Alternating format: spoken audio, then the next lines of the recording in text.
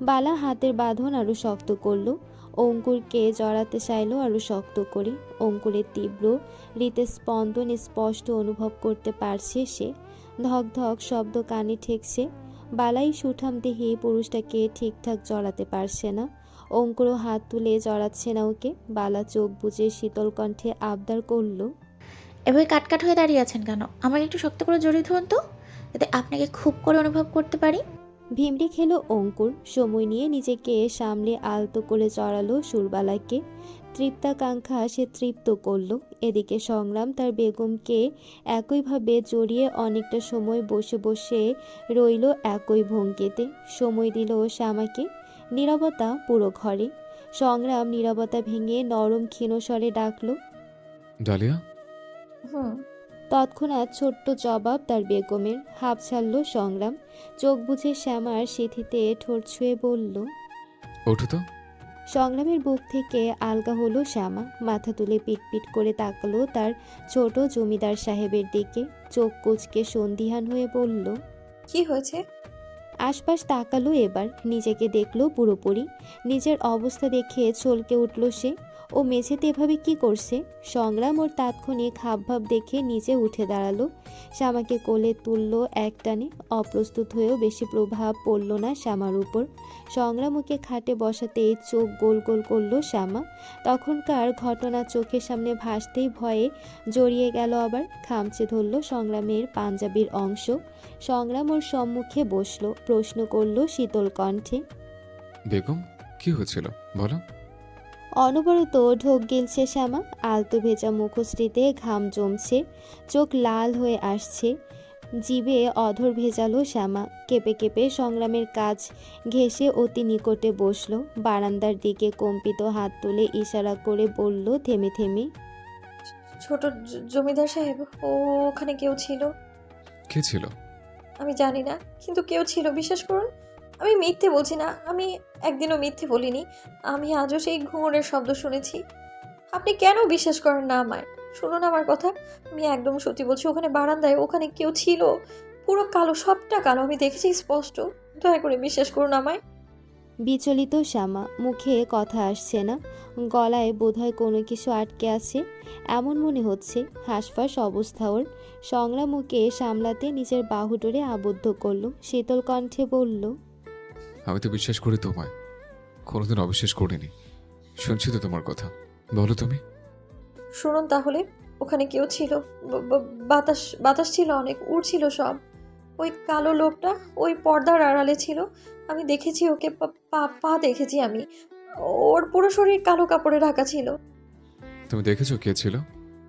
না, অল্প দেখেছি, কিন্তু স্পষ্ট। আমাদের ঘর দোতলা বেগম, বারান্দায় এখানে কেউ উঠবে কি করে? দরজা তো ভেতর থেকে বন্ধ ছিল। তার মানে আপনি বিশ্বাস করছেন না আমায়? সত্যি বলছি আমি। আমায় আমায় কেন বুঝতে চাইছেন না আপনি? আমি বারবার দেখেছি, শুনেছি আমি বারবার। কোনো ভুল নেই। আমার মাথা ফেটে যাচ্ছে, সরে যান আমার কাছ থেকে। সংগ্রামকে দূরে ঠেলে গুটিয়ে গেল শ্যামা। দুই হাঁটু জড়িয়ে ভীতের ন্যায় গুটিয়ে নিল নিজেকে। কেঁদে উঠল ফিকরে। সংগ্রাম ওকে আবারও টেনে মেশালো নিজের সাথে। বুকে চড়িয়ে বিছানায় গা এলিয়ে দিল। নিজেকে ছাড়াতে ছটফট করলো শ্যামা। আজ সে অস্থির। সংগ্রামকে বুঝে অনুভব করার অনুভূতি নেই আজ। ছাড়ুন আমায়, আমায় একা থাকতে দিন। আপনি বিশ্বাস করেন না আমায়? বিশ্বাস করি তো। আমি মিথ্যে বলছি না। আমি জানি। তাহলে আশ্বাস দিন আমায়, আমি সত্যি বলছি। আশ্বাস দিতেই তো বুকে চড়ালাম। আমি সত্যি বলছি ছোট জমিদার সাহেব। আমি বারবার ওই শব্দ শুনি, আমার মাথা ফেটে যায়। আমি বারান্দাতেও দেখেছি কাউকে। আমি পাগল হয়ে যাব। আপনি আমার ছেড়ে কোথায় যাবেন না, দয়া করে। কোথাও যাবেন না, ভয় লাগে আমার ভীষণ। সংগ্রাম কথা বলল না। শ্যামাকে আরো শক্ত করে জড়ালো। নিজের মাঝে বিড়বিড় করতে ব্যস্ত শ্যামা। ও বিড়বিড় করতে করতে ধরে আসলো কণ্ঠস্বর। নিস্তেজ হয়ে আসলো ওখানে। সংগ্রাম জানতো এমনটাই হবে। এখন ঘুমাবে শ্যামা। আর সেটাই হলো। মুহূর্তেই ঘুমে ঢলে পড়ল শ্যামা। ওর ঘুম গাঢ় হওয়া পর্যন্ত চুপচাপ চোখ বুজে অপেক্ষা করলো সংগ্রাম। শ্যামা ঘুমে বিভোর হতেই চোখ জোড়া খুলল। আলতো মাথা তুলে তার ঘুমন্ত বেগমের চেহারাখানা দেখল। অতঃপর দাঁতের দাঁত পিষল শক্ত করে, চোয়াল শক্ত করে হাত মুঠো করলো। শ্যামাকে নিজের বুকের উপর থেকে নামিয়ে বালিশের ওপর ওর মাথাটা রাখলো। গায়ে চাদর জড়িয়ে দিল। শ্যামার মুখখানা দুহাতে মুছিয়ে দিল। কপালে চুমু খেয়ে অতি সন্তর্পণে সাবধানতার সহিত নেমে পড়ল খাট থেকে। শক্ত চোয়াল থেকে শক্ততর হচ্ছে, মুখভঙ্গিমা বিভৎস। সংগ্রাম দৃঢ় গটগট পায়ে ঘর থেকে বেরোলো। দরজা খুলেই রাখলো। সোজা এগোলো করিডোরের শেষ বরাবর। সেখানে তো একটাই ঘর। সংগ্রাম ভনিতাবিহীন শক্ত হাতে জোরসে দরজায় বাড়ি মারল। শব্দ হলো বিকট। সংগ্রাম বিরতিহীন পরপর বাড়ি মারতে লাগলো দরজায়, চোখের নীরের দৃষ্টি মেঝেতে। অবশেষে দরজা খুলল।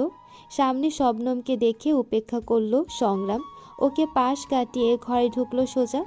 জুনায়েদ শুয়ে। সংগ্রামকে দেখে উঠে বসলো সে। ঘুমের ভান ধরতে চেয়েছিল বোধহয়। তবে সংগ্রামের সাথে ওর ভনিতা কতটা কার্যকর হবে তা ওর অজানা নয়। জুনায়েদ মুখ খোলার আগে সংগ্রাম ওর কলার টেনে হিড়হিড়িয়ে খাট থেকে নামালো। ভরকালো শবনম। জুনায়েদ বিরক্তি প্রকাশ করলো চেঁচিয়ে। আরে কি করছিস? আমার কলার ধরার সাহস কি করে হলো তোর? থামলো সংগ্রাম। ক্ষিপ্ত দৃষ্টি ফেলে হিসিয়ে উঠল। শুধু তো এখন কলার ধরেছে, আর কি কি ধরবো, করবো না করবো, কি কি করতে পারি না পারি তা দেখার জন্য প্রস্তুত হ। আমার সাহস সম্পর্কে জানিস তুই। বলেই ফের টেনে নিয়ে যেতে লাগলো ওকে। সংগ্রামের শক্তিতে এগোতে বাধ্য জুনায়েদ। কান টানলেই মাথা আসে, আর কলার টানলে পুরো শরীর। শবনম ভীতু হয়ে সামনে দাঁড়ালো। ওনাকে কোথাও নিয়ে যাচ্ছ ভাই? যেখানে যাওয়ার কথা সেখানে নয়, নিশ্চিন্তে থাকতে পারেন। বলেই বেরিয়ে গেল ওকে নিয়ে। দরজা পর্যন্ত বেরোলো শবনম, ছলকানো আত্মা কাতর। এটারই বাকি ছিল। লতিফার ঘরের দরজা বন্ধ থাকে না কখনো, ঘুমানোর সময়ও না। সংগ্রাম সোজা হামলে পড়ল ওর ঘরে। চাপানো দরজায় লাথি মেরে ধাম করে খুলল দরজাটা। বিকট শব্দে শোয়া থেকে ঝটকা মেরে উঠল মধ্যবয়স্ক কুচুটে নারী। ঘুমিয়ে পড়েছিল লতিফা। আচমকা চমকে ঘুম ভাঙতেই চারিদিক কেমন ভূমিকম্পর ন্যায় দুলে উঠল। ঘুমের ঘোরে ভূমিকম্পই ভাবলেন তিনি। বাঁচার তাগিদে খাট থেকে ধরফরিয়ে নামতে নামতে হাঁক ছাড়লেন। ওরে ভূমিকম্প রে, কে কোথায় আছিস? বাঁচা আমায়। বলতে বলতে পরিস্থিতি না বুঝে দরজার দিকে ছুটলেন। খাটের উপর সৈকত ছোঁয়া। দরজার সামনে নিজের ছেলে আর সংগ্রাম জোয়ারদারকে দেখে থেমে গেলেন মুহূর্তেই। মুখ ফাঁক করে ঘন পলক ফেললেন চোখে। ভুল ধারণা থেকে বেরিয়ে আসতে সময় লাগলো না তীক্ষ্ণ মস্তিষ্ক সম্পন্ন মহিলাটার। ছেলের কলারে সংগ্রামের শক্তি দেখে কপাল গুটালেন তিনি। নিজেকে ধাতস্থ করে বললেন বাজখাই গলায়। রাতের বেলা এটা কি ধরনের অভদ্রতা সংগ্রাম? আমার ঘরে এত রাতে এমন হুটপাট করে আসার মানে কি? আর জুনাইদকে ওভাবে ধরে আছিস কেন? ও বড় ভাই তোর। সংগ্রাম হাসল, ছাড়ল জুনায়েদকে। বাহু টেনে টেনে শিরদাঁড়া সোজা করে দিল ওর। বলল, বড় ভাই? ও, আমি তো ভুলেই গেছিলাম, তুই তোমার বড়।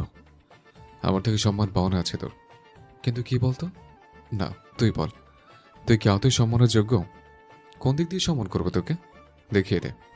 জুনায়েদ বরাবরের ন্যায় চোখ নামিয়ে চুপ। তবে ভেতরে ভেতরে আগুন জ্বলছে ওর। অপমান বোধ আছে কিনা সন্দেহ। সংগ্রাম ওকে ওভাবে দেখে কটমট করল। মস্তিষ্কে ধপ করে আগুন জ্বলে উঠল ওর। কপালের শিরা উপশিরা ফুলে উঠেছে। পুনরায় ক্ষিপ্ততায় গর্জে উঠল সংগ্রাম। ঠাসা মেরে খাবলে ধরল জুনায়েদকে। এই, মুখে কথা আসছে না? মাথায় কি চলছে তোর? হ্যাঁ, কি কুবুদ্ধি আসছিস আবার? আমার বেগমকে ভয় দেখিয়েছিস তুই, তাই না? বল, আমার ভয় দেখিয়েছিস ওকে? ভুলে গেছিস শাস্তি? কম হয়ে গেছিল দণ্ড, তাই না? মরতে চাস আমার হাতে? মেরে ফেলে একদম মেরে দেই? মানুষ মারতে আমার হাত কাঁচা নয়, তুই খুব ভালো করেই জানিস। এই পোক্ত হাতে তোকে মারতে, কবরে শোয়াতে এই মুহূর্তে একটুও কাঁপবে না আমার হাত। সংগ্রাম, কী সব বলছিস? ভাইও তোর? আরে রাখ তোর ভাই। উচ্চস্বরে তুই সম্বোধনে কেঁপে উঠল লতিফা। সংগ্রাম ফের জুনায়েদের দিকে ফিরল। রক্তচক্ষুর ফর্সা চেহারা রক্তিম বর্ণ ধারণ করেছে। কে তুই? তোর কোনো গুরুত্ব আছে আমার কাছে? আমার বেগমের গুরুত্ব আছে আমার কাছে, বুঝলি? আর আমার সেই গুরুত্বের দিকে হাত বাড়িয়েছিস তুই। তোর এই বাড়ানো হাত একদম কেটে ফেলবো।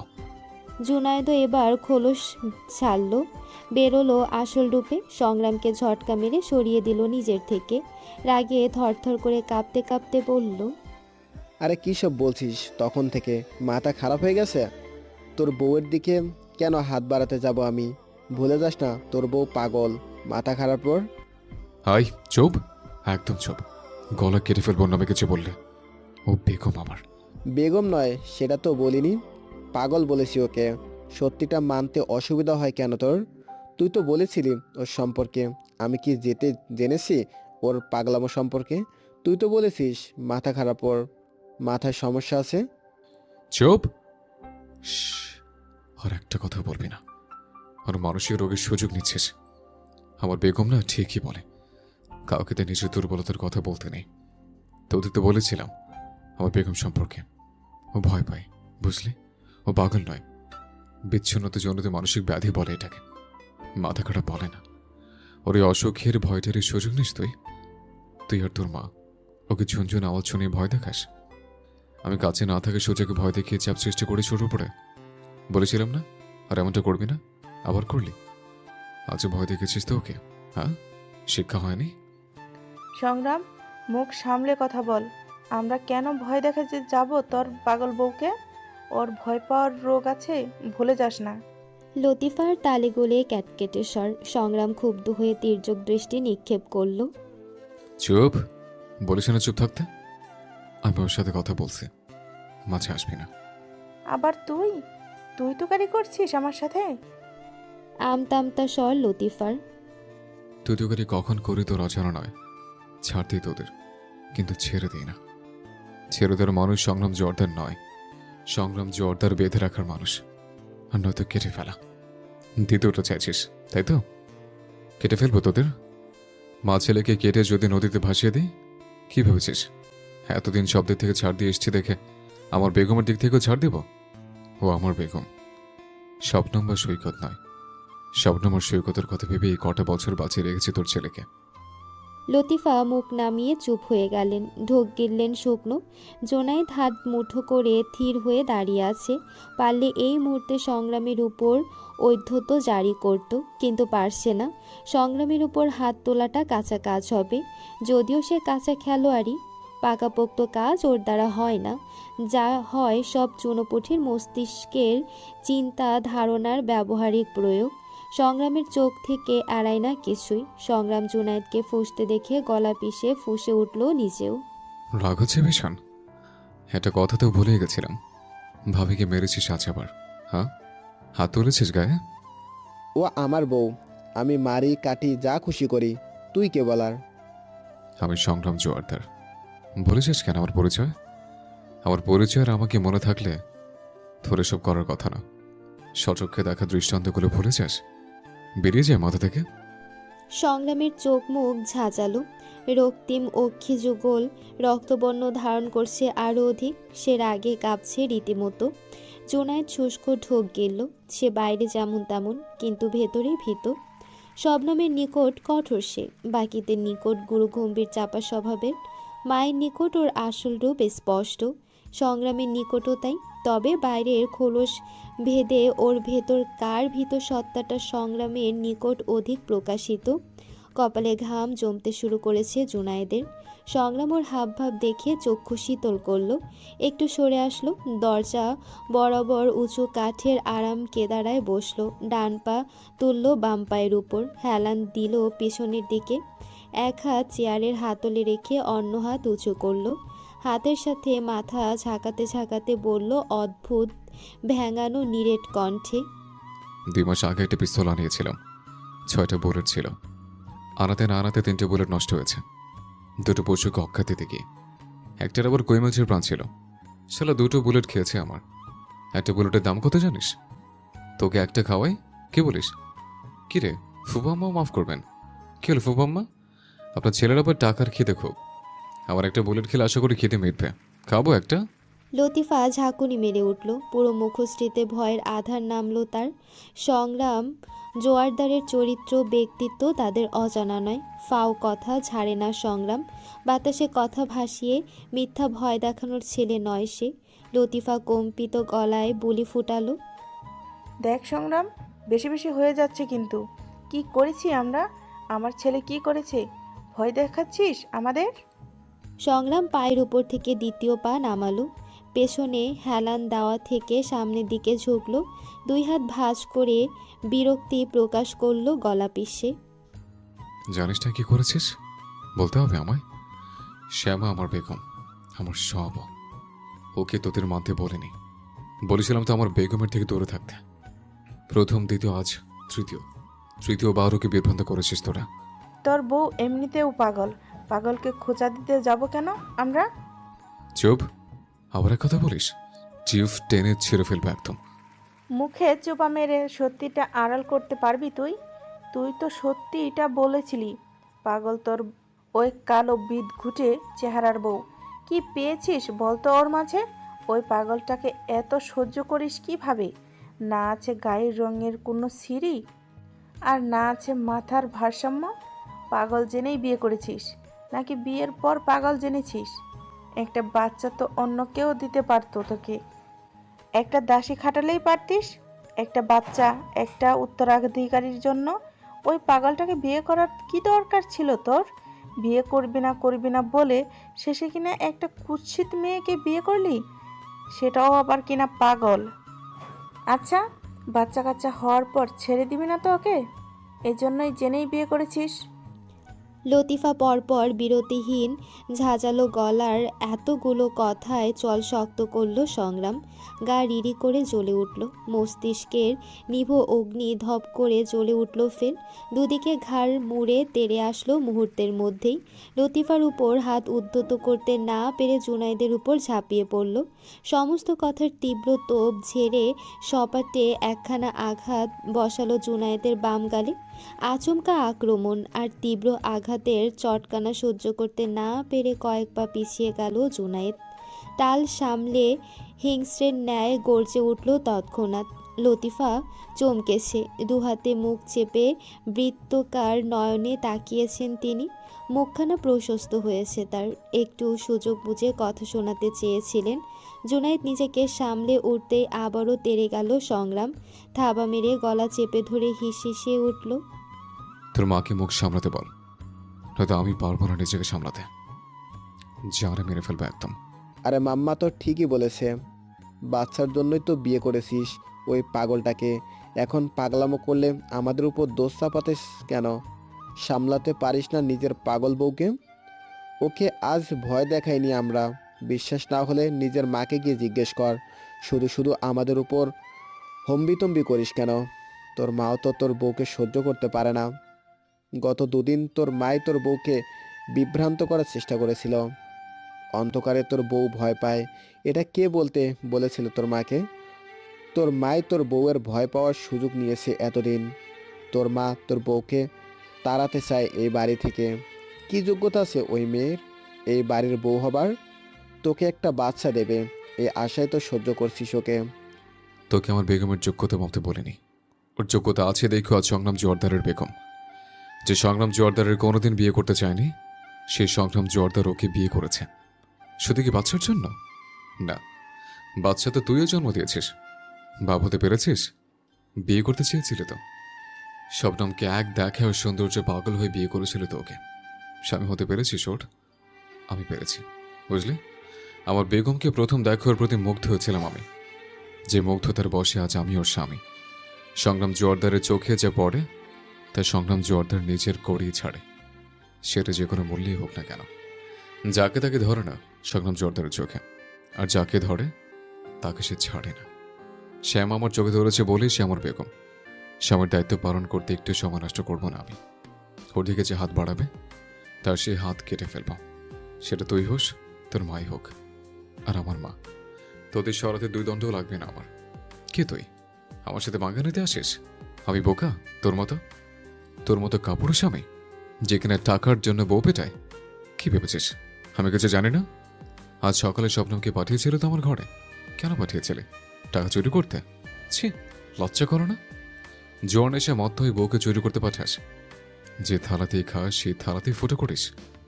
জুনায়েদ থতমত খেলো। সংগ্রাম এটাও জানে, এটা ভাবতে পারিনি। কাল শবনমের উপর তো কম অত্যাচার করেনি। শবনমের পরিবার খুব সাধারণ, জমিদারি 7 গ্রামের মধ্যে শেষের গ্রাম। মহিপুর গ্রাম শবনমদের। বাপ মায়ের একমাত্র আদরের মিষ্টি মেয়ে শবনম। খুব চঞ্চল আর ছটফটে স্বভাবের ছিল একসময়।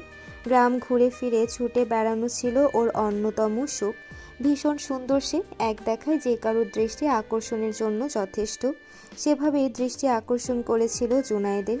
উঠতি বয়স থেকেই জুয়ার নেশায় আসক্ত জুনায়েদ। লতিফা জেনেও কখনো শাসন করেননি, বরং জমিদারি বিলাসিতায় সায় দিয়েছেন ছেলেকে, যা ওর নষ্ট হওয়ার অন্যতম অন্তরায় ছিল। গ্রামের শেষে যে বিশাল জঙ্গল, সেখানে জুয়ার আসর বসত, এখনও বসে। মহিপুর গ্রাম জঙ্গলের পাশেই। সেই গ্রামের ভেতর দিয়ে জমিদার গ্রামে আসতে হয়। গ্রামেই প্রথম শবনমকে দেখেছিল জুনায়েদ। চঞ্চলা, উৎসুক, হাসি খুশি একটা মেয়ে, যাকে দেখে জুয়ার নেশার সাথে সাথে বিয়ের নেশাও মাথায় চলেছিল। লতিফা তো ছিল ছেলেকে সায় দেওয়ার জন্য। শবনমকে দেখে লতিফ জোয়ারদারও দ্বিমত করেননি। জমিদার বাড়ির বউ হিসেবে শবনম উৎকৃষ্ট। পরবর্তীতে পারিবারিকভাবেই বিয়ে হয়েছিল শবনম আর জুনায়েদের। বিয়ের পর 5 মাস অবধি জুনায়েদ ঠিক ছিল। লতিফ জোয়ারদারের কড়া শাসনে ছিল। বিয়ের আগে জুয়া খেলার জন্য একবার জুনায়েদকে বাড়ি ছাড়াও করেছিলেন লতিফ জোয়ারদার। বিয়ের পর 5 মাস ঠিক চলল, লুকিয়ে লুকিয়ে আবারও জুয়ার আসরে যেত জুনায়েদ। ওর নিজের কোনো উপার্জন নেই, লতিফ জোয়ারদারের ঘাড়ে চেপে খাওয়া ছাড়া। বিয়েতে শবনমকে যা যা গহনা দেওয়া হয়েছিল সবগুলো ধীরে ধীরে কমতে থাকে। টাকার জন্য একসময় শবনমের উপর হাত ওঠায় জুনায়েদ, যে হাত এখন কথায় কথায় চওড়াও হয়। শবনমের গলায় একটা চেইন ছিল, গতকাল সেটাই দখল করেছে জুনায়েদ। মেয়েটাকে মেরেছে অনেক। প্রথম প্রথম সহ্য হতো না শবনমের, কাঁদতো অনেক। বাপের বাড়ি গিয়ে থাকতো সদায় সদায়, বাপ মাকে কিছু বলতো না। মুখে হলো জমিদার বাড়ির বউ, সে একটা মান তো আছে। এখন সয়ে গেছে সব, বাপের বাড়ি যায় না আর। যাওয়ার যে পথ নেই। বাপটা মরল গত বছর, মাটাও মরল তার 1 সপ্তাহ পর। ওরা মরে রেখে গেল ওদের মেয়েটাকে। জেনে গেল ওদের মেয়ে জমিদার বাড়ির বউ, কিন্তু এটা জানলো না সে যার বউ তার 10 শত আঘাত তাদের সেই ফুলের মতো মেয়েটার শরীরে ক্ষতের সৃষ্টি করেছে হাজার, যা সবসময় মেয়েটা লুকিয়ে রাখে শাড়ি নামক পর্দার আড়ালে। শবনমকে মারার জন্য জুনায়েদকে অনেকবার শাস্তি দিয়েছে লতিফ জোয়ারদার। তার শাস্তি স্বরূপ তিনি বরাবর বাড়ি থেকে বের করে দিতেন জুনায়েদকে, আবার ফিরিয়েও আনতেন। তবে সংগ্রামের শাস্তি দেওয়ার পন্থা আলাদা। সে একেবারে চেপে ধরত জুনায়েদ। ওর শাস্তির বিধান এক, সবার জন্য এক। সৈকত হওয়ার পর সৈকতের কথা ভেবে বারবার জুনায়েদকে ছাড় দিয়েছে সংগ্রাম। সকালের পর শ্যামার মুখে শবনমের সবটা শুনেছিল সে। শবনমের সাথে আলাদা করে কথা হয়নি ওর। আলমারি ঘেটে কিছু টাকা বেপাত্তা হওয়ার সাথে হিসেব মেলাতে ত্রুটি হয়নি। শবনম ভালো, শুধু ভালো নয়, খুব ভালো। সংগ্রামের অনেক ছোট, যখন এ বাড়িতে আসলো আরও ছোট ছিল। সংগ্রামকে ভয় পেত প্রথম প্রথম। সংগ্রাম ইচ্ছে করে মস্করা করে ভাবি ডাকত ওকে। ওর ডাক শুনে সংকোচ আরও বেশি গুটিয়ে যেত শবনম। ধীরে ধীরে সংগ্রামের সাথে যোগ সৃষ্টি হয়েছে ওর। একসময় শবনমের ভাই হয়ে উঠেছে সংগ্রাম। এত বছর পর আর সংকোচ থাকার কথা নয়। আলমারি থেকে টাকা চুরি করতে চায়নি শবনম, বাধ্য হয়েছে, নয়তো আরও মার খেতে হতো ওকে। শ্যামার অনুপস্থিতির সুযোগে আলমারি থেকে কিছু টাকা সরিয়েছে শবনম। টাকা সরিয়ে একটা কাগজের টুকরো রেখেছিল সেখানে, যেটাতে ভাঙা অক্ষরে লেখা ছিল, ক্ষমা করো ভাই, আমি নিরুপায়। সংগ্রামের বুঝতে বাকি রয়নি কিছু। সে তপ্ত শ্বাস ফেলেছিল শুধু। এই নিয়ে বেশি খাটেনি। শবনমের মুখোমুখিও যায়নি নিজে থেকে। ওর সামনে দাঁড়ানোর মুখ নেই শবনমের। কিন্তু রাতে জুনায়েদ যতই অস্বীকার যাক, আজও সেই শ্যামাকে ভয় দেখিয়েছে। শ্যামা স্বাভাবিক নয়, আধারে ফোবিয়া আছে ওর। অন্ধকারে ভয় কাজ করে ওর মাঝে, সব সময় নয়। তবে যখন ভয় পায় তখন এলোমেলো হয়ে যায় সব কিছু। সব কিছু গুলিয়ে যায় শ্যামার নিকট, কিছু ভেবে পায় নাও। মস্তিষ্ক শূন্য হয়ে আসে। দুর্বল ভীত মস্তিষ্ক ভয়ের তীব্রতায় অচল হয়ে পড়ে। স্মৃতিতে ধারণ ক্ষমতা থাকে না। বর্তমান পরিস্থিতি সম্পর্কে ভুলে যায় শ্যামা। আশপাশের সব কিছু ঝাপসা হয়ে আসে। ছোটবেলা থেকে এই নিয়েই বড় হয়ে উঠেছে সে। এখন এটা গেড়ে গেছে ওর সাথে। অধিক অন্ধকারে নিজেকে স্বাভাবিক রাখতে পারে না শ্যামা। মনে হয় কেউ গ্রাস করে নিতে এসেছে ওকে।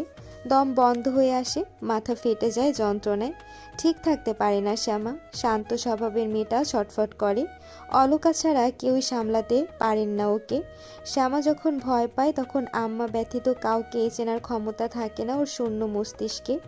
যা বোঝে তাতে সবটা জুড়ে অলকা। পরিস্থিতি নিয়ন্ত্রণে আনতে সক্ষম হয় না শ্যামা। ধীরে ধীরে ভয়ের রেশ কেটে গেলে ঘটমান সব কিছু মেলাতে পারে না। কি ঘটলো, কি হলো তা মাথা থেকে বেরিয়ে যায়, ভুলে যায় সব। আবার মনেও পড়ে এক সময় মানসিক চাপ বিভ্রান্তি থেকে সৃষ্টি এই ভয়ের উৎস, যা শ্যামা নিজের ভেতরে গুমড়ে গুমড়ে পুষে রেখে এসেছে। বিয়ের পর সংগ্রাম যেদিন রূপার শ্বশুরবাড়ির গ্রামে গিয়েছিল, সেদিনই হাসপাতালে শ্যামার সম্বন্ধে সব কিছু সংগ্রামকে খুলে বলেছেন অলকা। কিচ্ছু লুকাননি। যা শ্যামার জানা নেই তাও জানিয়েছেন সংগ্রামকে। সংগ্রাম জানে সব। তার বেগম ভীত।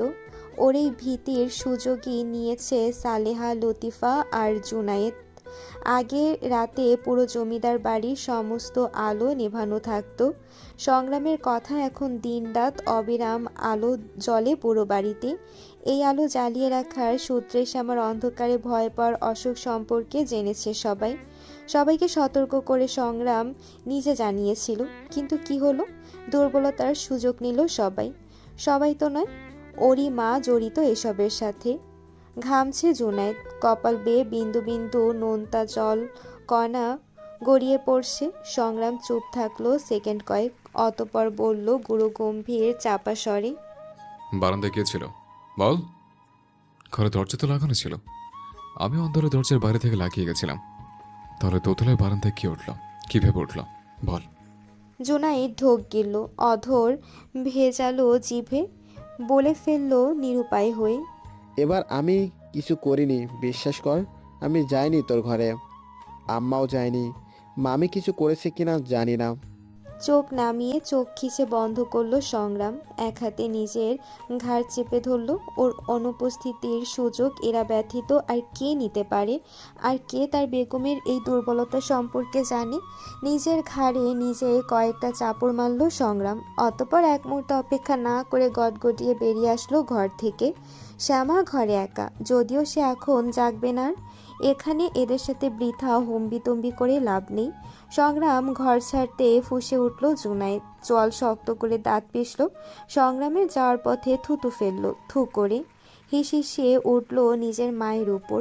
তোমার ভাইয়ের ছেলের স্পর্ধা দেখলে? ওকে কিন্তু ছাড়বো না আমি। কি করতে পারবি ওর? একটা চুলও ছিঁড়তে পারলি না এতগুলো বছরে। বেকার বেকার ওই সাত কপালি মেয়েটার পিছে লাগলি। কি হলো এতে? সংগ্রাম কি এতটাই বোকা? আসল আর নকলের পার্থক্য বুঝবে না? প্রথম দিনেই ও বুঝেছিল। আমরাই ভয় দেখেছি ওই মেয়েটাকে। এখন এমনিতেও ভয় পেলেও আমাদের ঘাড়েই দোষ আসবে। হাতি কাদায় পড়লে চামচিকেও লাথি মারতে ভুলে না। আর এ তো সংগ্রাম জোয়ারদার। 15 বছর বয়সে মানুষ মারতে যার হাত কাঁপে না, ভয় লাগে না, সে কি ছাড়বে আমাদের ভেবেছিস?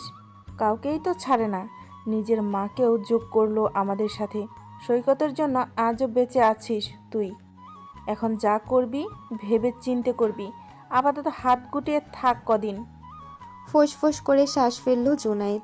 সকালের তৃপ্ত পাপমুক্ত হাওয়া। ফজরের আজান পড়েছে সবে। শ্যামা ঘুমে বিভোর হয়ে। শরীরখানা একটু গরম। সংগ্রামের শরীরের ভাঁজে লুকিয়ে উষ্ণতার মাত্রা বেড়েছে। আরামে ঘুমিয়ে সে। সংগ্রাম শ্যামাকে শক্ত করে জড়িয়ে মধ্যরাতের দিকে ঘুমিয়েছিল একটু। এখন আজানের ধ্বনিতে ঘুম ভেঙে গেছে। আজই প্রথম আজানের ধ্বনিতে ঘুম ভাঙল ওর। সংগ্রাম ঘুমন্ত চোখ দুটো খুলে তাকালো তার বেগমের দিকে। শ্যামলা চেহারাখানা শুকনো লাগছে শ্যামার। নরম ওষ্ঠজোড়া শুকিয়ে কেমন খড়খড়ে দেখাচ্ছে। সংগ্রাম খানিক শীতল নেত্রে তাকিয়ে থেকে নিজের ওষ্ঠ যুগলের স্পর্শে ভিজিয়ে দিল তার বেগমের শুকনো অধর। অতঃপর শ্যামার চুলের ভাঁজে হাত বুলিয়ে দিতে দিতে উপরের দিকে চোখ তুলল। বিয়ে? সংগ্রাম তো বিয়ে করতে চায়নি কখনো। কেন করতে চায়নি হয়তো জানা, আবার হয়তো জানা নেই। লতিফ কাল রাতে বলল এইবারই নাকি উত্তরাধিকার প্রয়োজন, যার জন্য নাকি শ্যামাকে বিয়ে করেছে সংগ্রাম। এটা কি আদৌ সত্যি? একদম না। সংগ্রাম শ্যামাকে কি করে পছন্দ করে ফেললো নিজেও জানে না। আচমকা বিয়েও হলো শ্যামার সাথে। আচমকা না হলেও শ্যামাকেই বিয়ে করতো সে। সন্তান প্রয়োজন সংগ্রামের, তবে উত্তরাধিকারের জন্য নয়, তার বেগমের জন্য। বালাকে শহরে হাসপাতালে নিয়ে যাওয়ার পর সেখানে শ্যামার সম্বন্ধেও ডাক্তারের সাথে কথা বলেছে সংগ্রাম। শ্যামার এই মানসিকতার চিকিৎসা নেই, তবে ডাক্তার একটা সন্তানের কথা বলেছেন। যত তাড়াতাড়ি সম্ভব একটা বাচ্চা আসলে মানসিকতায় পরিবর্তন আসতে পারে প্রভাবের দ্বারা। ডাক্তারের কথায় আরও বেশি জোর চেপেছে সংগ্রামের মাথায়। সংগ্রাম বাচ্চা প্রিয়, সৈকতকে অনেক বেশি ভালোবাসেও। গ্রামের যে কোনো বাচ্চা ওর নিকট অতি প্রিয়। সংগ্রামকেও খুব পছন্দ করে বাচ্চারা। চাঁদের দিকে এক দৃষ্টিতে অনেকটা মুহূর্ত তাকিয়ে থেকে দীর্ঘশ্বাস ফেলল সংগ্রাম। আজান শেষ। শ্যামা টের পাচ্ছে না এখনো। না ডাকলে আলো না ফোটা অবধি টেরও পাবে না। সংগ্রাম চোখ নামিয়ে ওর বুকে গুটিয়ে থাকা শ্যামার পানে চাইল। এক হাত শ্যামার গালে রেখে নিদারুণ কণ্ঠে ডাকল, ডালিয়া। একবার ডাকেই সাড়া পাওয়ার কথা নয়, সেটাই হলো। সাড়া এলো না। ফের ডাকলো সংগ্রাম, এবার একটু ঝাঁকিয়ে। বেগম ওঠো। শ্যামা ঝাঁকুনি দিয়ে উঠল। ঘুমের ঘোরে ঝট করে উঠল। চোখ দুখানা মেলল টেনে তুলে। মাথা তুলে নিভু চোখে কাতর স্বরে জবাব করল, হুম। উঠবে না? আজান পড়েছে, নামাজ পড়তে হবে তো। ঘুম ভেঙেছে শ্যামার। ও নড়ে চড়ে উঠে বলল সজ্ঞানী, আমার আর নামাজ হবে না, আপনি পড়ে নিন। বুঝল সংগ্রাম, বেশি ঘাটল না। শ্যামা ওর বুক থেকে আলগা হলো, শরীর টেনে উঠে বসলো। আলগা খোপাটা খুলে গেল উঠে বসতেই। শ্যামা দুর্বল হাতে খোপাটা বাঁধল ফের। পেছন না ফিরে খাট থেকে নেমে গোসলখানার দিকে এগোলো। সংগ্রাম আর ডাকলো না, শুয়ে থেকে চেয়ে রইল। মুহূর্ত কয়েক বাদ শ্যামা বেরোতে উঠে বসলো সংগ্রাম। চোখ মুখ ডলে খাট থেকে নামলো। শ্যামা একবারও তাকাচ্ছে না ওর দিকে। এটা সহ্য হচ্ছে না। উদ্বিগ্নতাহীন নিরস নির্বিকার ভঙ্গি শ্যামার। মুখ মুছতে মুছতে আয়নার সামনে দাঁড়ালো। চোখ তুলে আয়নায় তাকাতেই সংগ্রামকে দেখতে পেল। সংগ্রাম ঠিক ওর কাজ ঘেঁষে পাশে। শ্যামা ওর থেকে দৃষ্টি ফেরালো। শ্যামাকে নিজের দিকে ফেরালো সংগ্রাম। নত মাথা চিবুক ধরে উঁচু করলো, শুধালো, কি হয়েছে বেগম? কিছু না। মন খারাপ? না। তাহলে? তাকালো শ্যামা, চোখ দুখানা সজল, বলল ভেজা কণ্ঠে, কিছু হয়নি, সরুন। শ্যামা নিজেকে ছাড়ালো। মাথা চক্কর কাটছে এখনো। বিছানা গোছানোর জন্য খাটের দিকে এগোলো শ্যামা। চাদরটা হাতে তুলতে খপ করে ওর হাত ধরল সংগ্রাম। ছাড়ো, আমি গোছাচ্ছি। এসব আপনার কাজ নয়। যা তোমার তা আমার। ছেড়ে দিল শ্যামা। কথা বাড়ানোর জোর হলো না। সংগ্রাম চাদরখানা ভাঁজ করে গুছিয়ে রাখলো। সোজা গোসলখানার দিকে এগিয়ে হাত মুখ ধুয়ে আসলো। শ্যামা নিচে নেমেছে বোধহয় চা বানাতে। সংগ্রাম আয়নার সামনে দাঁড়িয়ে নিজেকে খুঁটিয়ে খুঁটিয়ে দেখলো কিছুক্ষণ। মাথার চুলগুলো গুছিয়ে নিল। এর মাঝেই শ্যামা হাজির। চায়ের কাপ টেবিলের উপর ঠক করে রাখলো। শ্যামাকে আয়নাতে দেখেই একটু হাসলো তার ছোট জমিদার সাহেব। গোফ পাকিয়ে হেলে দুলে এগোতে এগোতে বলল, সাহস জগতে বলেছিলাম, তা বলে এত সাহস? আমাকে রাগ দেখাচ্ছ? রাগ দেখালাম কই? খিটখিটে ম্যাচেস দেখে রাগ বোঝাচ্ছ না? বাপের বাড়ি যেতে চাইছো, নেই জানে বলে এত অভিমান? কালকের ঘটনা শ্যামার মাথায় আছে কিনা সন্দিহান সংগ্রাম। সন্দেহ কাটাতে বাপের বাড়ির প্রসঙ্গ তুলল সে। শ্যামার মুখখানা ভার মুখে অভিমান বাড়ল। গুরুগম্ভীর হলো কণ্ঠ। অভিমান বুঝেছেন তো? অভিমান ভাগান, নিয়ে যান বাপের বাড়িতে। সংগ্রাম বুঝলো যা বোঝার। ভার বুকটা হালকা হলো। ও চায়ের কাপে একটা ঠোকা মারল। ঠোঁট কামড়ে কিছু একটা ভাবলো। বাড়িতে এখনো কেউ ঘুম থেকে ওঠেনি হয়তো। সংগ্রাম এক মুহূর্তে কিছু একটার চিন্তা থেকে ঝট করে এগিয়ে আসলো। খপ করে শ্যামার হাতখানা ধরে বলল, চলো। বলেই নিয়ে যেতে লাগলো ওকে। শ্যামা পেছন পেছন পা মেলাতে হিমশিম খেয়ে তরিতে শুধালো। আরে কোথায় যাব, কোথায় নিয়ে যাচ্ছেন আমায়? উত্তর করল না সংগ্রাম। সোজা অন্তরের বাইরে এসে গাড়িতে চেপে বসলো। নিজে বসার আগে নিজ দায়িত্বে শ্যামাকে বসালো। গাড়ির ইঞ্জিন চালু করতে একটু সময় পার করলো না। পুরোপুরি আলো ফোটেনি এখনো। আশপাশ নিস্তব্ধ।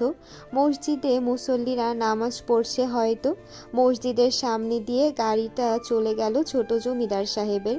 শ্যামা বিরক্তি নিয়ে বসে আছে। সংগ্রামকে কিছু জিজ্ঞেস করবে নাও। জিজ্ঞেস করলেও এই লোক কোনো উত্তর করে না।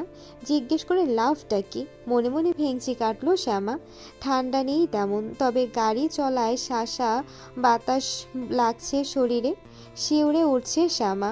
শাড়ির আঁচল ঘাড় জড়িয়ে ভালোভাবে টেনে নিল। সংগ্রাম বাঁকা চোখে তাকালো।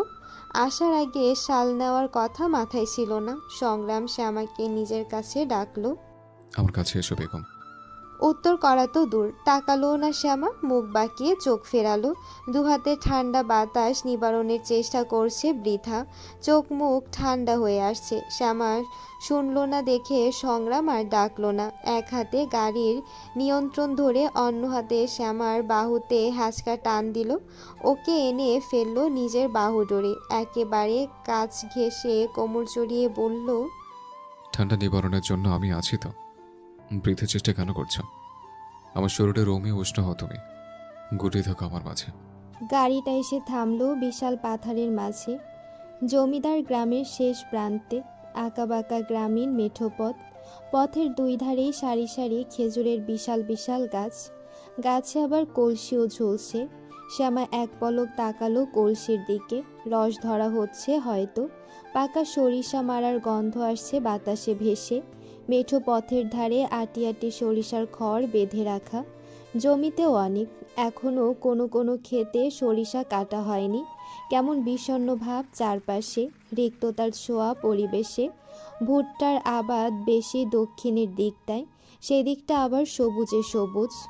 আউশ ধানের চাষ করাও হচ্ছে।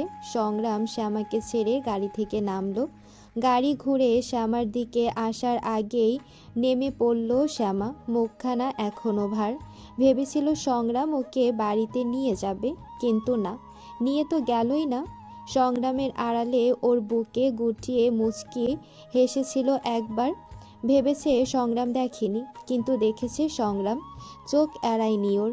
সংগ্রামের সামনে ভার অভিমানী হয়ে থাকতে বেশ ভালো লাগছে শ্যামার। নিজের প্রতি সংগ্রামের অধিক গুরুত্বটুকু বেশ উপভোগ করছে সে।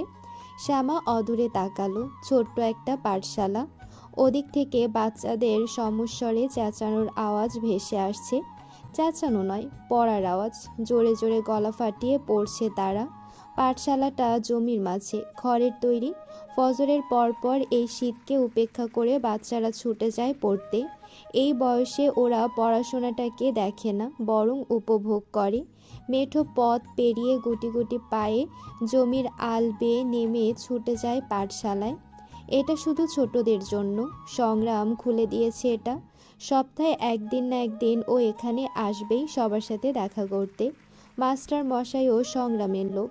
সংগ্রাম শ্যামাকে নিয়ে এগোতে গেলে আলতো করে বাদ সাধলো শ্যামা। ওইদিকে কেন নিয়ে যাচ্ছেন? ওইদিকে যাব না আমি। কেন? খোলা পাথার একপাশে, অন্য পাশে জঙ্গল। শ্যামা একবার তাকালো জঙ্গলের দিকে। এভাবে এই অবস্থায় মেয়েদের বাড়ি থেকে বেরোতে নেই লোকে বলে। লোক বলতে কাকুরি বুড়ি বলতো। শ্যামা তো বেরোতো না, ময়না ছোটাছুটি করতো। প্রত্যেক মাসে এই কটা দিন কাকুরি বুড়ি বাড়ি থেকে বেরোতে দিত না ওকে। ধরে বেঁধে রাখতো, ভয় দেখাতো অনেক কথা বলে। অলকা বলতো না কিছু। তিনি বোধহয় কাকুরি বুড়ির কথায় নীরবে সায় দিতেন। অপবিত্র শরীরে বাইরে বেরোলে নাকি দোষের হাওয়া লাগে। জঙ্গলে তো এসব দোষের অভাব নেই। তাদের আস্থানা সেখানে। শ্যামা অবিশ্বাস্য মনেও বিশ্বাস করে এসব। ও দোনামোনা করে বলল, আমি অসুস্থ। এই অবস্থায় বাইরে নিয়ে এসেছেন, ওইদিকে আর যাব না। তো কি হয়েছে? চলো তো। ভূত ধরবে, ভূত, বুঝলেন? পাশেই জঙ্গল। খানিক ভয় দেখানোর ভঙ্গিতে বলল শ্যামা। এক পলক তাকিয়ে থেকে হেসে ফেলল সংগ্রাম, বলল হাসি থামিয়ে, ভূতের কত সাহস! আমি থাকতে আমার বেগমকে ধরবে? আমার বউকে ধরার অধিকার শুধু আমার। আসো দেখি ভূত, ওকে তোমায় ধরবে, আমি ওকে চেপে ধরবো। তোমার দিকে বাড়ানো হাত ওর কেটে ফেলবো আমি। ওহ। হ্যাঁ, চলুন এখন বেগম, নতুন কিছু দেখাই আপনাকে। সবুজ ঘাসে আবৃত জমির মাঝে চিকোনাল। শীত পড়ে ঘাসের পাপড়ি ভিজে গেছে। ভেজা দুর্বা ঘাসের উপর পা ফেলল শ্যামা। সংগ্রাম আগে আগে, তার আর বেগম পিছু পিছু। সংগ্রাম হাতখানা শক্ত করে চেপে ধরে হাঁটছে। শ্যামা শাড়ি সামলে পায়ের দিকে তাকিয়ে হাঁটতে ব্যস্ত। আলের এক পাশের জমিতে আলুর চাষ, অন্য পাশে গমের। গমের গাছগুলো কেমন খড়খড়ে হয়ে বিঁধছে। হাঁটতে অনেকটাই অসুবিধা হচ্ছে শ্যামার। সংগ্রাম বারবার পিছু ফিরছে। শ্যামার অসুবিধা বুঝে দাঁড়ালো, শরীর ঘুরিয়ে পুরোপুরি পেছনে ফিরল। শ্যামার হাত ছেড়ে ঝট করে কোলে তুলল ওকে। আচমকা সংগ্রামের কাণ্ডে ভাবাচাকা খেলো শ্যামা। নিজেকে সামলে ধরে রাখতে গলা জড়িয়ে ধরল সংগ্রামের। রাস্তা আর পাঠশালার মাঝামাঝি দূরত্বে দাঁড়িয়ে ওরা। শ্যামাকে কোলে করে সংগ্রাম হাঁটা শুরু করেছে আবার। রাস্তা দিয়ে ঝাঁকে ঝাঁকে কৃষকরা আসছে, জমিতে আসছে ওরা, হাতে কোদাল। আলুর ক্ষেতে আল বাঁধবে কৃষকের দল। ক্ষেতের মাঝে ছোট জমিদারকে দেখে তারা সকলেই অধীর আগ্রহে তাকিয়ে এদিকে। তাদের ছোট জমিদার সাথে তার বেগমও আছে। শ্যামাকে কোলে নিতে দেখে খানিক লাজুকতায় হেসে ফেলল সকলে। শ্যামা মুখ লুকিয়ে বলল সংকোচে, চোখ পিট পিট করে, কি করছেন? দেখছে তো সবাই। দেখুক, লোকে দেখুক সংগ্রাম জোয়ারদার তার বেগমকে কতটা ভালোবাসে। দেখুক লোকে অবাক চোখে কতটা ভালোবাসে তোমায়। আমার প্রতি আপনার ভালোবাসা লোককে দেখানোর জন্য? ছাড়ুন, নামিয়ে দিন আমায়, লজ্জা নেই আপনার? লজ্জা কিসের বেগম? সংগ্রাম কিছুতে কান দিল না। সে এগিয়ে গেল নিজের মতো। পেছনে একসাথে কয়েক জোড়া দৃষ্টি মুগ্ধ অবাক লোচনে তাকিয়ে তাদের ছোট জমিদারের দিকে। এই বুঝি তাদের ছোট জমিদারের বেগম? তারা তো দেখেনি, শুনেছে শুধু। জেনেছে ছোট জমিদার গিন্নি কালো, দূর থেকে তা দেখা যাচ্ছে না। আদৌ কি কালো? কালোর প্রতি এতটা ঝোঁক ছোট জমিদারের? বলা বলি করলো সবাই। কালো হলে কি আর এভাবে ভালোবাসা দেখাতো নাকি? ভালোবাসতো এভাবে? আল পেরিয়ে সেভাবেই নিজের বেগমকে কোলে নিয়ে পাঠশালার সামনে দাঁড়ালো সংগ্রাম। শ্যামাকে নামালো কোল থেকে। শ্যামা পেছনের দিকে তাকালো একবার, ওর দৃষ্টি অনুসরণ করে সংগ্রামও তাকালো। সংগ্রাম তাকাতেই থতমত দৃষ্টি সরিয়ে হাঁটা শুরু করলো কৃষকের দল।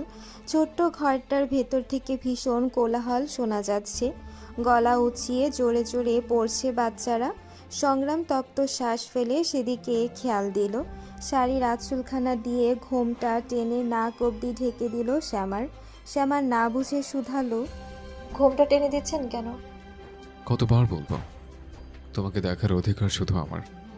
অন্য কেউ যাতে তোমাকে না দেখতে পারে, তাই আড়াল করলাম তোমায়। ভেতরে মাস্টার মশাই আছেন, প্রাপ্তবয়স্ক তিনি।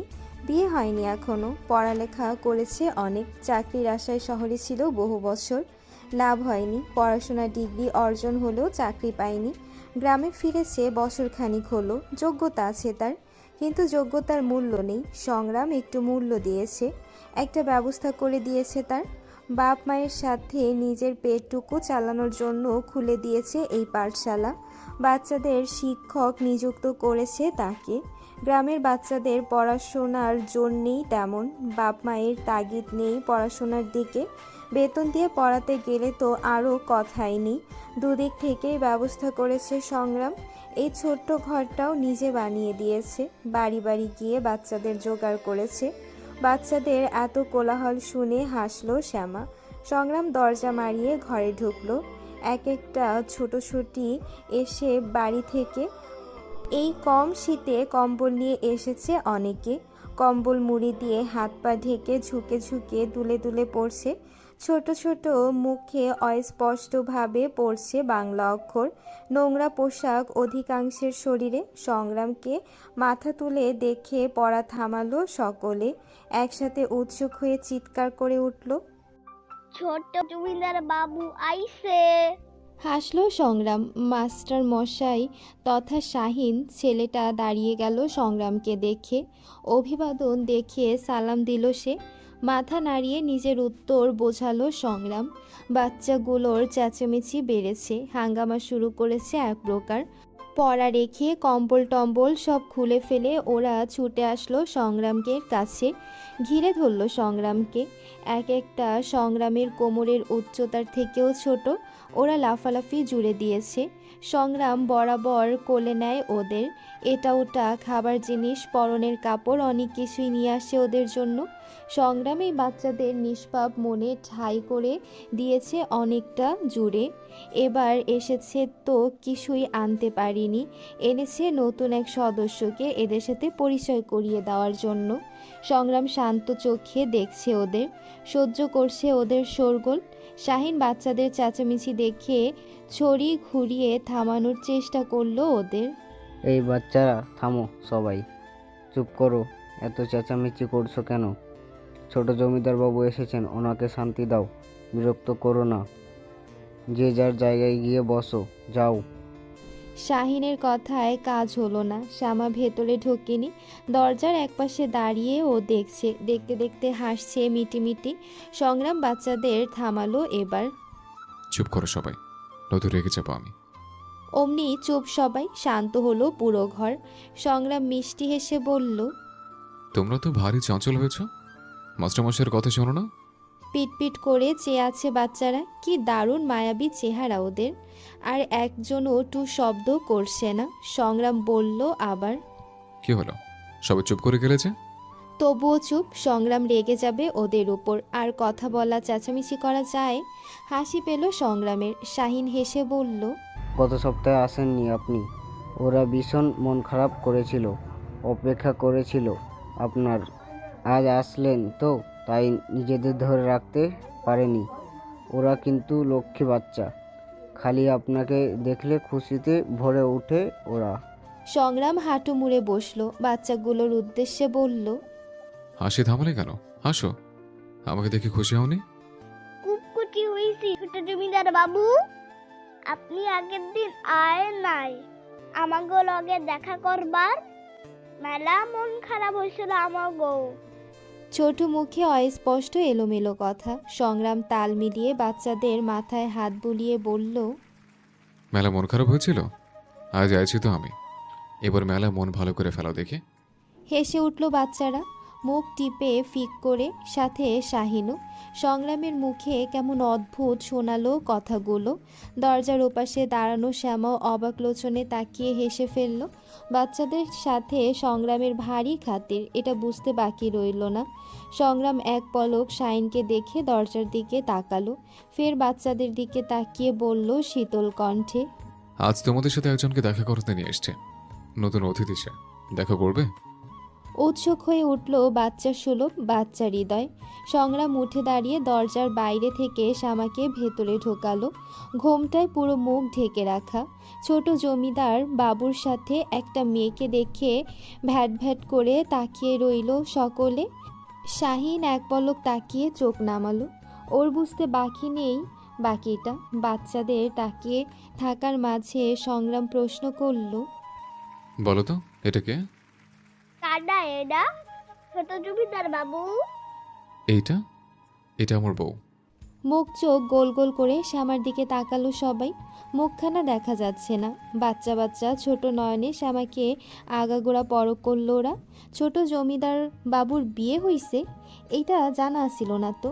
গাল ফুলালো ওরা, বলল খানিক অভিমানী, আপনার বউ আছে?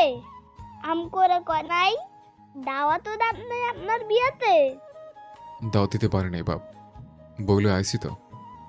বউরে দেখো, আমার বউ কিন্তু মেলা সুন্দর। ঘোমটার আড়ালে হাসলো শ্যামা। একটা বাচ্চা বলে উঠল, মুখখান তো দেখা যায় না। সংগ্রাম শাহিনের দিকে ফিরল, বলল, ওদের আজ ছুটি, সাথে তোমারও, তুমি বাড়ি যাও। অপেক্ষা করলো না শাহিন, বেরিয়ে গেল সে। সংগ্রাম শ্যামাকে বলল এবার। বসতে বেগম। বসলো শ্যামা, ঘোমটাখানা তুলে দিল সংগ্রাম। বাচ্চারা তাকিয়ে অপ্রভিত নয়নে, বিচিত্র চাহনি তাদের। মুখখানা খানিক ফাঁক, শ্যামার শীতল শ্যামলা মুখখানা চিকচিক করছে। বাচ্চাগুলো তাকিয়ে আছে কেমন করে। ছোট জমিদার বাবু তো কইল, হ্যার বউ মেলা সুন্দর।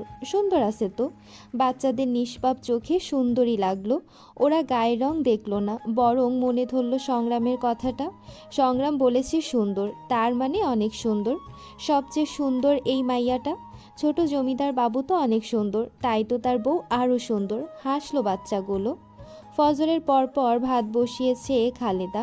চুলোয় জাল নিভে ধোয়া উঠেছে। চোঙা দিয়ে ফু দিয়ে জাল ধরিয়ে দিলেন তিনি। অপর পাশে ময়না বসছে। ধোঁয়ায় চোখ মুখ জ্বলছে, পানি এসেছে চোখে, তবুও সরল না ওখান থেকে। জাল জ্বলতে চোখ মুছে আবার স্বাভাবিক করলো নিজেকে। ময়না এসে থেকেই দেখছে খালেদার কাশি লেগেছে। খুক খুক করে কাশে সারাদিন, তবুও না থেমে ভোর ভোর উঠে কাজে লেগে পড়ে। ময়নাকে কোনো কিছুতে হাত লাগাতে দেন না তিনি। আফতাব ওঠেনি এখনও, ওঠার সময় হয়ে এসেছে। আফতাবের বাবা উঠে হাঁটতে বেরিয়েছেন একটু। রান্নাবান্না হলে খেয়ে দিয়ে জমিতে বেরোবেন তিনি। ময়না আফতাবের সম্পর্ক এক, কোনো উন্নতি অবনতি ঘটেনি। ওদের সম্পর্কের কোনো নাম নেই, এক ঘরে থাকে ঠিক। ময়না সে মাটিতে গুটিয়ে আর আফতাব খাটে। ময়নার দিকে সে এ পর্যন্ত একটা বারের জন্য তাকিয়েছে কিনা সন্দেহ। ময়নাও তাকাতে চায় না। মাঝে মাঝে হুটহাট চোখ পড়লে আফতাবের বিরক্তিতে কুচকানো মুখখানা নজরে পড়ে। ঝট করে চোখ নামায় মেয়েটা। নিজেকে বিশাল কোনো বোঝার থেকে কম কিছু মনে হয় না, বরং বেশি। কেমন নির্লজ্জের ন্যায় এখানে পড়ে আছেও। আম্মাটাও বাকি, ওকে এক কথায় পাঠিয়ে দিল এখানে। কেন আসলো এখানে? নিহাতি আফতাবের বাপ মা ভালো, তাই ওকে নিয়ে এসেছে, নয়তো বাড়িতেই পড়ে থাকতো। আফতাবের সাথে কথা তো দূর, চোখে চোখ অবধিও পড়েনি এই কয়দিনে। সকালে আফতাব ঘুম থেকে ওঠার আগেই ময়না উঠে পড়ে। সারাদিন আফতাব বাড়িতে থাকে না তেমন। রাতে ঘরে ঢোকার আগেই, ওর মুখোমুখি হওয়ার আগেই ঘুমিয়ে পড়ে ময়না। বাড়িতে ময়নার করার মতো তেমন কোনো কাজ নেই। রান্নাবান্না থেকে শুরু করে সব টুকিটাকি কাজ খালেদা নিজেই করেন। ময়নাকে হাত লাগাতে দেন না কোনো কিছুতে। ময়না বসে বসে টুকটুক করে চেয়ে দেখে খালেদাকে। খালেদা কত সহজে ময়নাকে মেনে নিল। এটা সহজ ছিল বুঝি? হয়তো ছিল। খালেদা সহজ সরল, তাই তার কাছে সব কিছু সহজ লাগে। কঠিন জিনিসও সহজ করে ভাবেন তিনি, মানিয়ে নেয় অতি সহজভাবে। আজকাল ময়নার একটু মনে হয় খালেদা অলকার চেয়েও ভালো বোধ হয়। আবার নিজেই নিজেকে শোধরায় ময়না। মায়ের চেয়ে ভালো কেউ হতে পারে বুঝি? বাড়িতে কতগুলো মুরগি পালন করেন খালেদা। সেগুলোর খাবার হিসেবে বাসি ভাত আঙিনায় ছিটিয়ে ফের চুলার সামনে এসে বসলেন তিনি। ময়না মুরগিগুলোর দিকে তাকালো। ঠোকরা ঠুকরি করে খাচ্ছে সেগুলো। খালেদার কাশি শুনে চকিতে ফের খালেদার দিকে ফিরল ময়না। কাশি থামছে না দেখে তড়িঘড়ি করে উঠে জগ থেকে এক মগ পানি ঢেলে এগিয়ে দিল। বলল ব্যতিব্যস্ত হয়ে, পানি খাইয়াল আম্মা, কাশি থাইমা চাইব। ময়নার হাত থেকে মগটা নিয়ে গলায় পানি ঢাললেন খালেদা। ঢোক গিলে শ্বাস ফেলে ময়না মাটিতে রাখলেন। ময়না তাকে সরু চোখে পরখ করে বলল, আপনি ওঠেন আম্মা, আমি রানতে পারবো। ঘরে যান আপনি, কাশি বাড়তেছে ঠান্ডায়। খালেদা স্মিত হাসলেন, বললেন নরম গলায়, তোমার রানতে হইব না বৌমা, তুমি মেলা সুন্দর মানুষ, হাতে কড়া পইরা যাইব তোমার। আমার বেটার এত সুন্দর বউরে দিয়া কাম করামো আমি আসি কিসের লাইগি? যতদিন বাইসা থাকমু রান্ধন বারণ সব আমি করমু। মইরা গেলে তো গোটা সংসার তোমার হাতেই যাইব, তখন তুমি কাম কইরো। এখন তো তোমার আরাম করার দিন। আরাম আপনার দরকার আম্মা, ঠান্ডা লাগছে আপনার। এই ঠান্ডায় কিছু হইব না, তুমি বইয়া থাকো তো, আমি রান্ধুম আর তুমি আমার মুখের আগায় বইয়া থাকবা। তোমারে দেখতে ভালো লাগে আমার, রানতে রানতে দেখমু তোমারে। ময়না চুপচাপ বসে রইল। গত কদিন যতবার ও কাজ করতে চেয়েছে খালেদা ততবার এই এক কথাই বলেছেন। নড়চড় হয়নি একটুও। শাশুড়ি বৌমার ওখানে চুলার পাড়ে বসে থাকার মাঝেই দেউরির কাছ থেকে ডাকলো কেউ।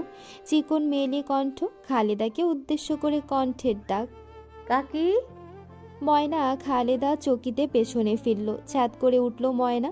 খালেদা কপাল গুটিয়ে বিরক্তি নিয়ে চাইল। সবুজ শাড়ি পরিহিত একটা সুন্দর মতো মেয়ে, শাড়ির আঁচলের এক কোণা পড়েছে মাটিতে। খোলা চুল তার, মুখে সাজগোজ বেশি, চিকন চোখে মোটা করে কাজল। কাজলে একটু মানায়নি মেয়েটাকে।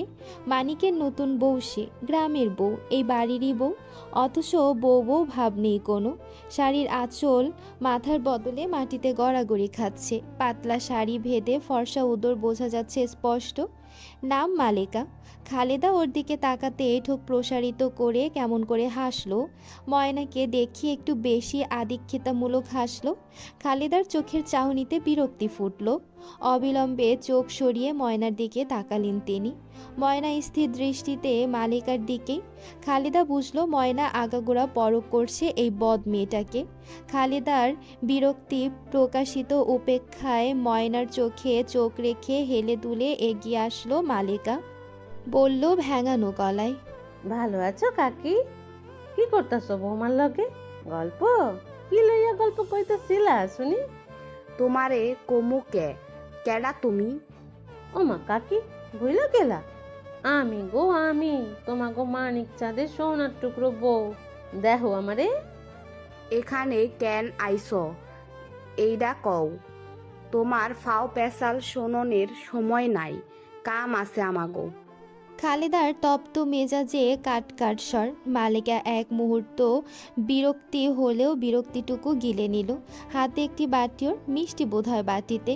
ও হেলে বাটিটা ময়নার সামনে রাখলো। ময়নার নজর বুঝে মুখ বাঁকালো, চোখ সরালো ময়না। মালেকা বলল, ফাও পেঁচাল পারতে আহি নাই গো কাকি, মিষ্টি খাওয়াইতে আইছি মিষ্টি।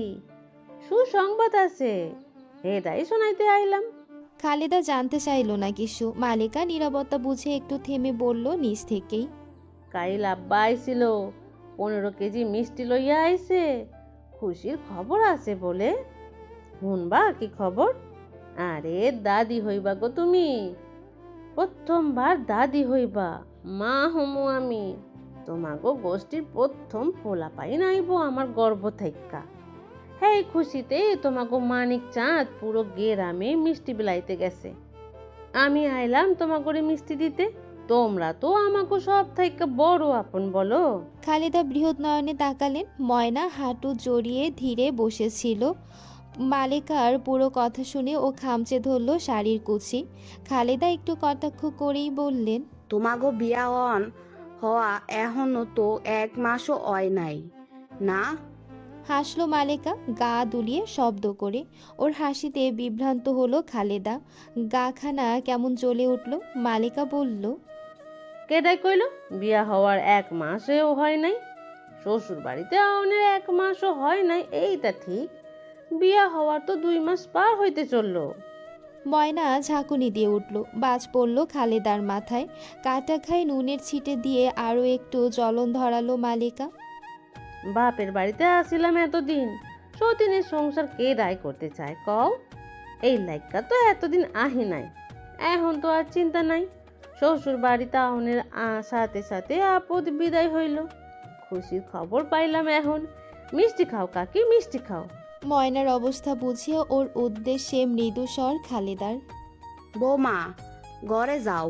চলো চলো অক্ষি যুগল কাঁপছে মেয়েটার। এসব তাহলে এখনকার ঘটনা নয়। ময়না যেবার বাপের বাড়ি গেল সেই বাড়ি ঘটেছে সব। তাহলে ময়নাকে ফিরিয়ে আনলো কেন? এসব নাটক দেখাতে? বেশি ভাবতে পারলো না ময়না। ও মাথা আস্তে আস্তে নাড়ালো দুদিকে। মালেকা ওকেই দেখছে। ও আবার খোঁচা মারল ব্যঙ্গ করে।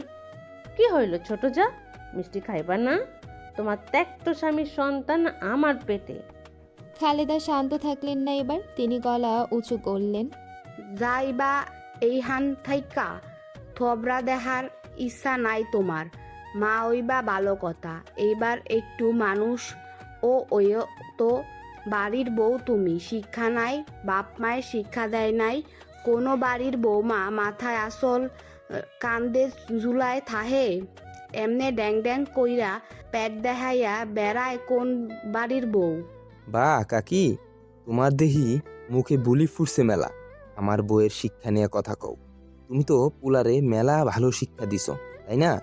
এমন শিক্ষা দিছো যে ভাইয়ের বউয়ের লগে ডলাডলি গলাগলি করতে আটকায় না একটুও। ভাইয়ের বউয়ের লগে পরকিয়া করার শিক্ষা দিছো পুলারে। মানিকের কুরুচি সম্পূর্ণ ঘৃণিত কথায় কেঁপে উঠল ময়না। দেউড়ি থেকে ভেতরে এগোতে এগোতে কথাগুলো বলল মানিক। খালেদা চোখ মুখ খিসে জড়ো করলেন। মানিক এসে দাঁড়ালো মালিকার পাশে। নির্লজ্জের ন্যায় ময়নার দিকে তাকিয়ে কাঁধ জড়িয়ে ধরল মালিকার। দগ্ধ হৃদয়ের যন্ত্রণা দেখিয়ে টুপ করে দু চোখ বেয়ে দুফোঁটা অশ্রু বিন্দু গড়ালো গাল বেয়ে। খালেদা ফুঁসে উঠলেন, মুখ সামলায় কথা কও মানিক। আর কাকি, রাইজ্ঞা যাইতেছো কেন? আচ্ছা, সামলাইলাম মুখ। সত্য কথা কেউ সহ্য করবার পারে না। পুলা চরিত্রহীন মানতে পারো না জানি, যাওয়ার কমু নাই কথা। এই দেখো, দেখো তো আমার বউরে কেমন দেখা যাইতেছে।